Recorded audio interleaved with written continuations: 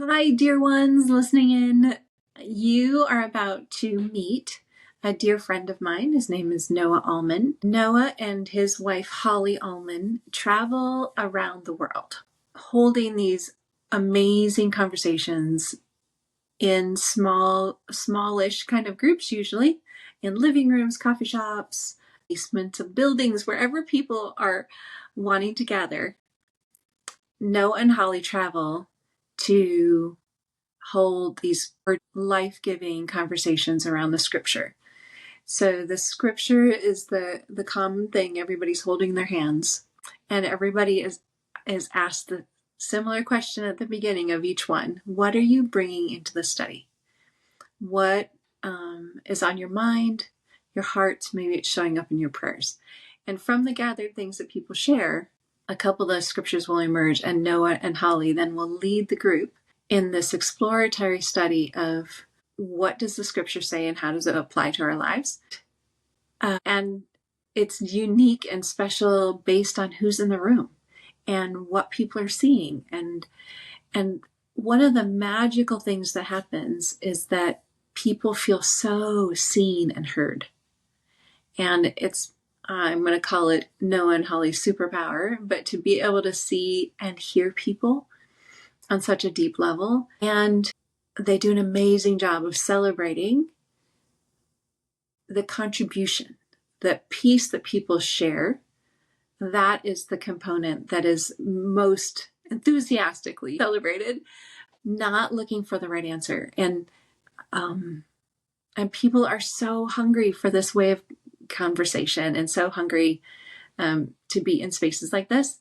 And they have a deep understanding of the Hebrew language and context. And so one of the specific things I'm asking Noah to do is help me unpack, what does sacred community mean?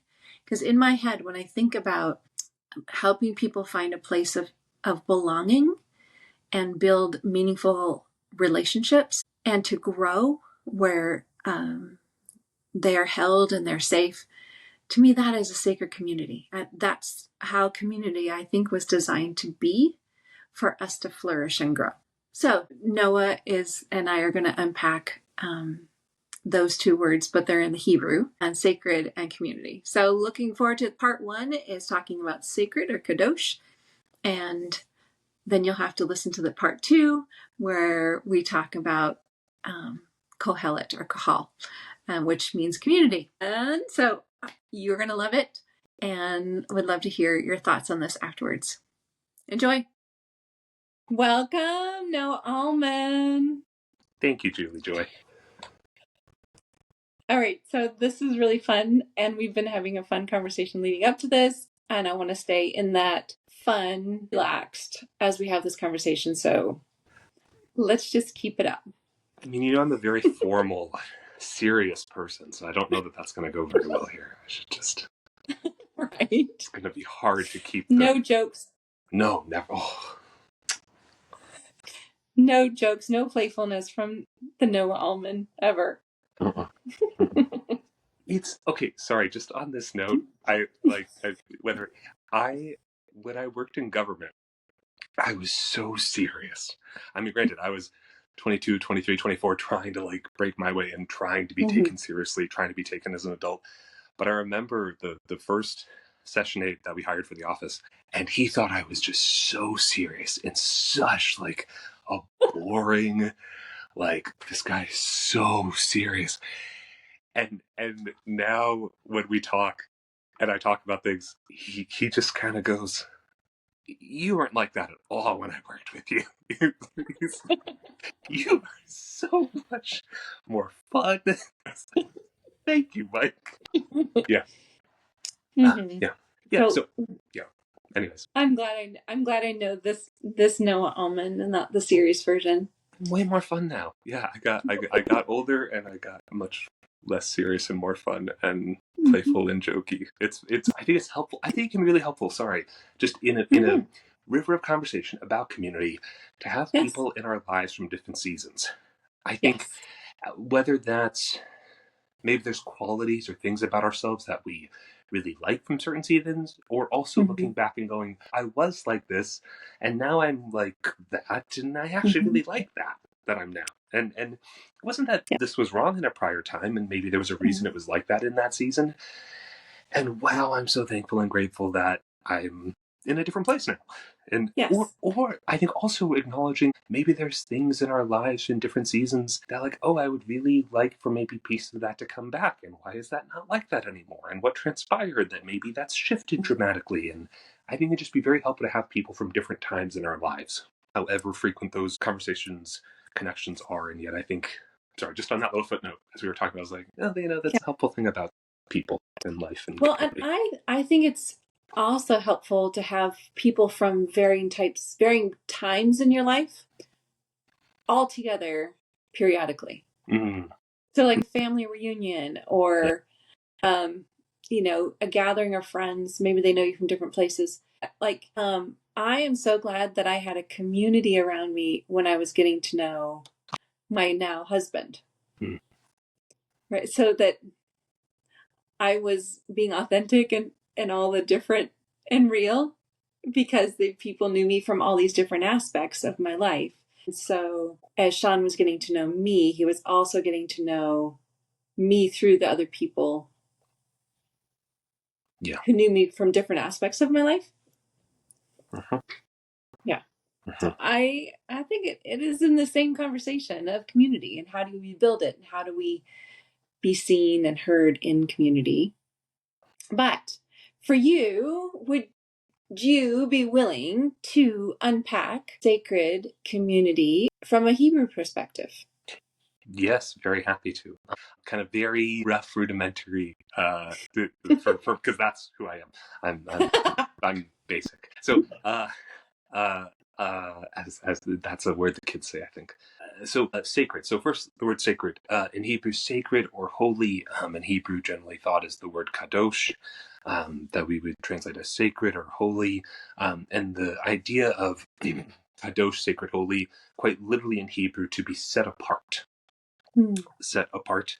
And so that's kind of how the idea of kadosh, sacred, holy, is working in Hebrews to set apart. And one of the things that can be helpful whenever looking at any word or any idea like that in the text is look at the very first time it shows up in the Bible. So when we're thinking about this in any kind of like a faith or biblical construct conversation, looking at the first usage can just be so helpful to see the original context that a word will get used in, which can also to set forth the trajectory for how that word will move throughout the text. And the very first time the word kadosh, we'll say in English, holy, sacred, quite literally set apart, shows up in the Bible, will be in Genesis chapter 2, verse 3, when God is talking about the Sabbath. And so the very first thing called holy or sacred or set apart, some translations say sanctified, just depending on how translators chose to conjugate this idea of kadosh, will be the Sabbath. And so, fascinatingly enough, the very first thing called holy or sacred or set apart in the Bible is time.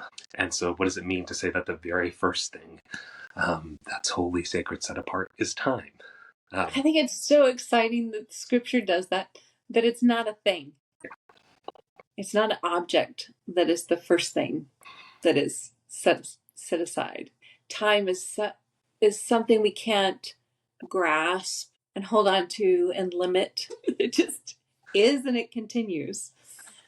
Yeah. It's not something I can manipulate. It's not something I Mm-mm. can make bend to my will, right? Right. It's not something I can hide in a safe in my closet and Right. it's time. Of all the, like Mm-hmm. you said, I just think how perfect that So is. great. Yeah, right. So time, the very first thing. Um, yeah. So yeah, yep. Mm-hmm. So that's where. Oh, sorry. Go ahead. Yeah, no, I and and then there's other things that become sacred, the things that are set apart and are holy. Would you say that Kadosh also includes this aspect of helping us connect with God? I think so, especially thinking about the original Okay. context, because in the original context, right, where we're day 7 of creation, people Mm-hmm. have been created, and the very first thing God says to them is, okay, now rest, as we'll say in English, or Sabbath, which quite literally means in Hebrew, we'll say rest. Rest is great. Also, in addition to rest, the word Shabbat in Hebrew literally means to stop. So, Mhm. what does it mean to stop with God or to rest with God? And Mhm. people were created at the end of day 6. They haven't worked 6 days yet. So the very first thing that humanity is experiencing is stopping or resting with God in time that Mhm. has been set apart by God to rest and stop with God in part. And I think there is just such a place of connection with God and with each other in that. Yeah. And to just throw in one little piece into the mix of the context, because the context is so helpful. The place where the people are placed in Genesis 1 and 2 will be in a garden, Eden. Mhm. Eden in Hebrew is just sounded out. Eden, Hebrew will say Eden English. The King James translators, when they first translated the Bible into English, just sounded out the names of all the places and the people. So Eden in Hebrew becomes Eden in English. The word Eden, though, in Hebrew, literally means delight. Mhm. So I think when we're talking about setting apart time in that connection with God and each other, at the core of it is in delight. Yes. And what does it mean to set apart time to delight Mhm. with in a connective space with God and each other? And that's the introduction of the idea of sacred holy. Just, I love that. And that holy, I, so many thoughts just flew through my brain, Sorry. and let me grab one of them. But that aspect that it was even the very first thing was done in community, right? So this stopping and delighting is in community with God and with others. And but it's that time is what's kadosh Hmm. in that very first use. Love it, love it. Do you have any other things you want to add to the kadosh? Yeah. Well, I just think in the context of the Genesis 2, because depending on how one reads Genesis chapter 1, 2, 3, one could argue it kind of goes forward and then comes back, and what Mm-hmm. comes first with people and animals, and in which creation conversation that, if we're moving though just in the Genesis 1 to Genesis 2 verse 3 conversation, people, there's another person there, there's animals have been created, there's a garden that we're put into, that Mm-hmm. um so the notion of also what counts, qualifies potentially as aspects or dimensions of community that we can be in relationship with God and each other and other living beings of creation, other animals of creation, other plants. What does it mean to be outside? In Mm-hmm. connection, in relationship with God and God's creation. So I think that there's all of those just aspects of community that I wouldn't want to necessarily suggest that is a substitute necessarily for a relationship with another person. And I wouldn't want to diminish or in any way devalue what does it mean to be in community with other living creatures that God has created, or with nature itself, which is a Yes. magnificent, stunning Mm-hmm. thing to engage with. So I just, yeah, because I think sometimes the way things get held, it gets to be so people to people or people to God, and that's all Mm-hmm. fantastic and wonderful and brilliant, and other animals and nature and Yep. creation itself. So that was just my, Yes. yeah.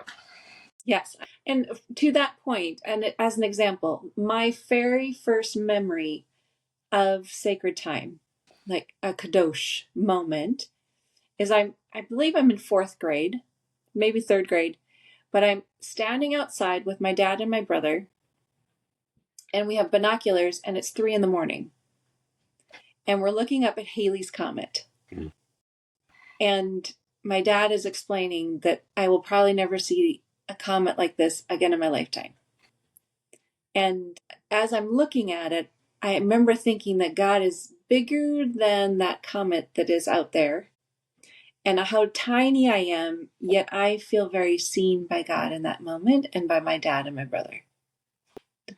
And so there was this nature, community, and time are all interwoven into this fundamental moment I'm experiencing with the Creator. Can I ask you a quick follow up about that? Yes. When you think about that moment, Mm-hmm. are you ever like transported to being in that space with Yes. your dining book? I can tell, I know exactly where I was standing. I can feel the crunch of the gravel under my feet. It was cool. There's a little bit of a breeze. Yes. Yeah. Do you remember the smell? Mhm. I hadn't asked that question. Just curious. Probably. I probably could. Um, it would have an evergreen smell of evergreen and dust. Hmm. I, A little bit of wood smoke. yeah. Here is set apart time. Mm-hmm. And thank you for sharing that. So just because I think that this is, and when time is set apart like that, when it's really holy, sacred, one can in some ways return to it, even if one isn't literally physically in that space, GPS location with those two other, right, exactly as we were sitting in that moment, and I'm there. Yes. It doesn't need all that to just, I'm right there. Mm-hmm. Um, yeah, yep, Mm-hmm. and and I, and I think the are opportunities to have more of those moments throughout our life Mm-hmm. if we, which takes a lot of work, but I think if we orient to our lives in a different way, Mm-hmm. we can have more of those moments and have, Mm-hmm. yeah, because I think everyone has those, and I think oftentimes they happen at earlier ages. I but I also Mm-hmm. think we allow ourselves to kind of enter into them a little bit more sometimes when we're younger. Yes, I think so. Yeah. Yeah. Do you have one? Do you have a kadosh Oh, moment? I Time? You want to share? my very first, I realized it. Yeah. You ever experience something and you don't have language for it, and later on you get language for the thing you experienced? Mm-hmm. So I was traveling around with Dad in Minnesota in like February 2016, winter 2016. He was going to Minnesota to teach for like 16, 17 days. And it was like the fourth or the fifth study. We did a study on the Sabbath. And we were talking about it and unpacking the idea and working through Genesis 2, 1 through 3. And so, really, in this conversation, and it struck me so deeply that it was something I experienced all the time with my best friend as a child growing up. His name is Nick. And we Mm-hmm. would just, and it happened to oftentimes be Friday night to like Sunday afternoon, but it could be any day after school. We would just play and play and play together. And we would just laugh and laugh and laugh. And it would be like I got dropped off at his house, Friday right after school, whatever, 2:30, 3 o'clock. And when I got picked up Sunday afternoon, it would be like I had just been dropped off 20 minutes ago and I had been there for 5.5 years. And Right. more would happen in that time and it would go by so quickly. And I just remember the complete delight we had in just being together as friends. And I think just it was such a gift. And I in the time I knew it was special, but I don't think I understood or appreciated why it was special, or that I was really tasting and experiencing the Sabbath and just kind of the goodness of God as what does it mean to be just in deep connection, fellowship, relationship with another person. And that was just so remarkable and so special. And I had no language for it until Mm-hmm. 2016. And then I was like, I did this for years. And then I had a moment in 2016 where I was so sad because for so many years I hadn't experienced something like that. It was Oh, so normal for me as a child and just felt so organic and natural. And then it went away. And I think I knew I was missing something, but I didn't know what I was missing when it just, a series of events. We weren't hanging out every weekend. And I don't think I appreciated how much I missed that, or would have just said that that's what was happening in that moment. Um, yes. but I would say definitely one of the ways I had been connecting with God, delighting with God, was also through this friend, Mm-hmm. and we were doing that together, and through some difficult times as well. So, anyways, all that to say, I can remember those moments and hours, and I like there's very particular moments I can remember, but then there's also just this feeling of delight, and I can still smell the smell of his house. It's such a, I don't know how to define the smell, but I know that smell, that what his house smelled like. And so yeah, and that's a very long story short, but yeah, I yes, yeah, Mm-hmm. yeah. Kadosh. Kadosh. Set apart. Kadosh. Set apart. Mm-hmm. Okay, so we stopped the recording soon after this because we were having trouble with the technology. So we did a part 2 where we talked about the community part. So this first part, Kadosh, and the setting apart, and the first time Kadosh shows up is with sacred time, when God is taking time to delight with humans in the garden. And so part of sacredness is that component of setting it apart. So I hope you enjoyed that part, and I encourage you to listen in on the next one and hear how Noah explains community and the discussion around community. And if you're wanting to join in one of the studies that Noah and Holly lead, you can reach out to Noah at noahullman@gmail.com, or you can reach out to me, and I know some of the places where he'll be, not all of them. There are also some other friends of mine in other parts of the country that are hosting studies in this similar way. And we're just finding a lot of people are hungry to be in this kind of discussions. Reach out, find a group and a time and a place that's going to work, and we'd love to hear your voice in the conversation.